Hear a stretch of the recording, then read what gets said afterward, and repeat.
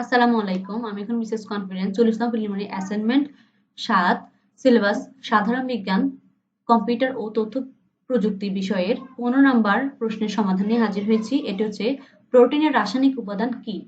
Protein মানে আমরা আমিষকেই বুঝি। এটি মূলত 4টি মৌলিক উপাদান দ্বারা গঠিত: কার্বন, হাইড্রোজেন, অক্সিজেন, নাইট্রোজেন এর সমন্বয়ে গঠিত। এছাড়াও প্রোটিনে 16% নাইট্রোজেন থাকে, অর্থাৎ বেশিরভাগই নাইট্রোজেন থাকে, বাকিগুলো অন্যান্য উপাদান নিয়ে গঠিত। কখনো কোনো ফসফরাস, লৌহ, অন্যান্য মৌলিক উপাদানও এই প্রোটিনে থাকে।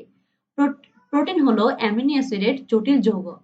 পরিপাক প্রক্রিয়ায় এটি সরল শোষণ উপযোগী অ্যামিনো অ্যাসিডে পরিণত হয়। প্রোটিন জাতীয় খাদ্যে যেমন মাছ, মাংস, ডাল, দুধ ইত্যাদি প্রোটিনের অভাবে দেহের স্বাভাবিক বৃদ্ধি ও গঠন ক্ষতিগ্রস্ত হয়। এই প্রোটিনের অভাবে শিশুদের কোয়াশিয়কর ও মেরাসমাস রোগ হয়। এবং এখানে আমি 16 নম্বর প্রশ্নটাও এখানে লিখেছি এক পৃষ্ঠার মধ্যে। এটি খুবই ছোট একটি প্রশ্ন, সেজন্য আমি একসাথে লিখেছি। ভিনেগার কি? এটি মূলত অ্যাসিটিক অ্যাসিড অর্থাৎ CH3COOH এবং জল সমন্বিত একটি উপাদান। বিজ্ঞানীদের মতে ভিনেগার অ্যাসিটিক অ্যাসিড এর 6 থেকে 10% পরিমাণ পানির মিশ্রণ দিয়ে তৈরি।